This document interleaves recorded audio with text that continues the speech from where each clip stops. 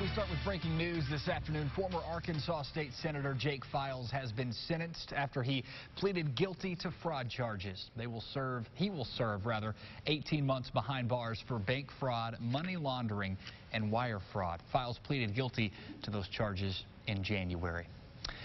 Another big story we're following this afternoon. One veteran is dead and at least 6 others have been misdiagnosed by an impaired pathologist at the Veterans Medical Center in Fayetteville. Arkansas Today's Haley Huey joining us live from Fayetteville.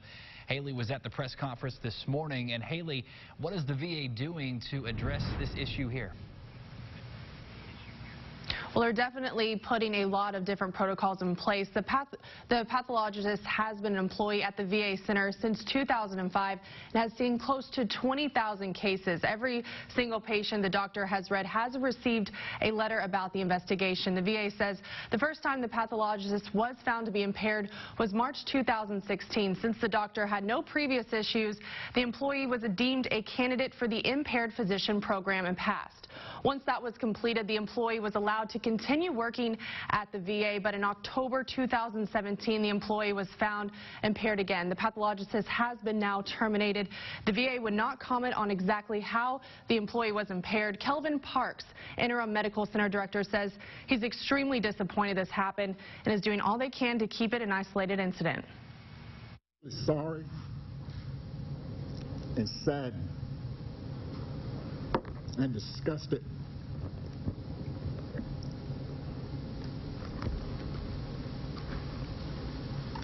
and to our veterans and to our family members. We will continue this investigation and ensure that those who are involved be held accountable. Parks says 30 pathologists from an outside group is conducting a thorough review of all cases read by the pathologist. Many Arkansas representatives were there, including U.S. Senator John Bozeman, U.S. Representative Steve Womack, and Bruce Westerman. Coming up tonight, I spoke with a veteran who says he was directly impacted by the impaired pathologist's misdiagnosis. Live in studio, Haley Huey, Arkansas Today. All right, Haley, thanks for that report. The VA has set up a fully staffed call center and a toll-free number to answer any questions regarding this matter. If you believe by this pathologist, call the number there on the screen, 886-388-5428 or 479-582-7995. The VA will be conducting full examinations for anyone who has been seen by that doctor. Turning to a developing story now out of Independence County, emergency crews are on the scene of a train versus semi-truck collision near Batesville. Our partners at Region 8 News have learned the semi was loaded with an oxidizer and several containers of blasting caps. The crash happened around 9 this morning on Highway 106. We're told the blasting caps have been safely removed and the scene is secure and safe. A crane has been called in to lift the rail car and remove the semi. Fortunately, there were no injuries there. This afternoon, the Garland County firefighters are trying to figure out what sparked a deadly fire on Sunday morning. Authorities there say Brenda Anderson died trying to escape those flames. The fire happened at her home on Pittman Road and Western Street and took firefighters about 4 hours to put it out.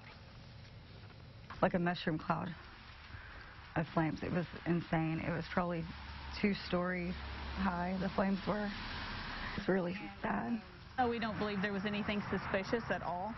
Because of the fatality involved, there will be an investigation. The sheriff's office is leading that investigation.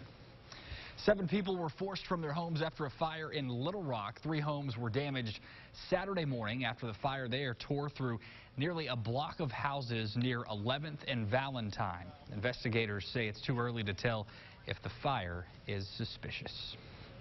Well, so far so good for the Diamond Hogs in the College World Series. The Hogs rolled past Texas in their first game yesterday. And for more on this, we're going to go live to Drew Ammon. He is in Nebraska. Hey, Drew, how's it going? On the hill.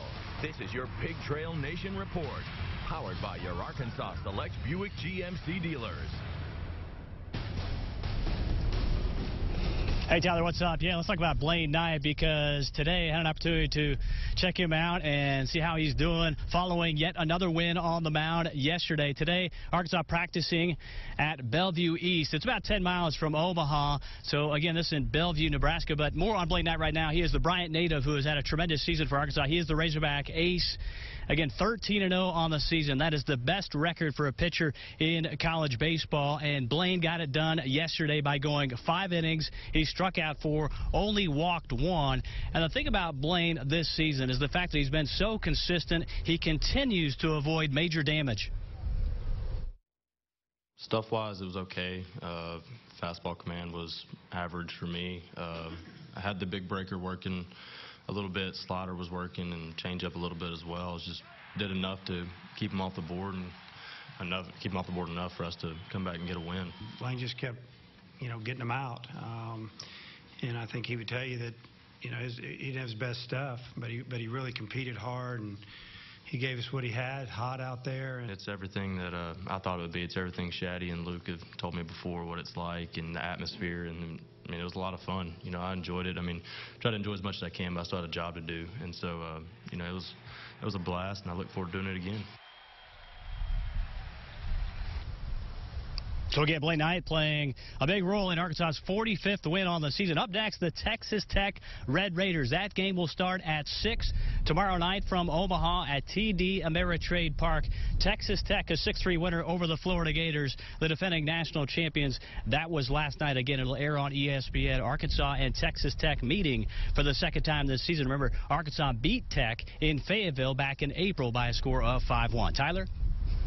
Yeah, and Drew, I got to ask you, I know there's a lot of fans there, Razorback fans. How good did it feel for them to see this win come against a rival like Texas?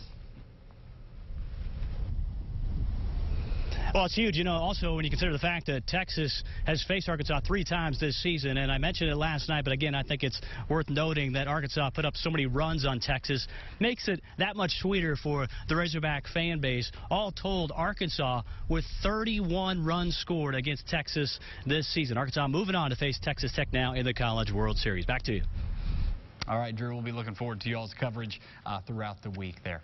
Hamburg officers are getting what they would call a much-needed upgrade. The department recently received a $27,000 state grant. They've used it to pay for 6 laptop computers for their cars. The computers are going to have driver's license scanners, mounts, and printers. Officers say this will certainly make their jobs a whole lot easier. I manually input stats in the computer. I come in here every morning. I spend the first hour and a half of the day just doing paperwork on that. And with this system, I can eliminate that. Police hope to have the computers in full operation later this week. In Craighead County, a new plant is in the works for the city of Jonesboro. Hoffa Reserver Machinery, building a new manufacturing facility in the city there. When all the phases of the project are complete, the company says 130 people are going to be hired. Oh, this is significant. It's a big deal because they had over 70 sites to choose from. And again, this is the first North American plant for Rise ever. So it's significant that Jonesboro was able to develop a relationship and have this happen today. So we're just thrilled and elated to see it come to pass. And in the next 5 years, it will invest $20 million in the area. This is the first plant in the U.S. A new tool is helping the Benton County Sheriff's Office keep neighborhoods safe. This industrial-sized drone is 4 times the size of a regular store-bought drone. It includes an HD camera and a heat sensor. That sensor can be used for things like body detection during a missing person search. And the drone will also be used to monitor events with large crowds, even natural disasters like flooding. You can get a bird's eye view of the damage, or you can see, just where the water is, what roadways are flooded without actually having to drive down to them and find out, and also check to see if there are houses that are cut off by water. And the drone has swift water rescue capabilities. Rescue crews can attach a rope up to 14 pounds and fly it out to someone in the water instead of dropping in a diver.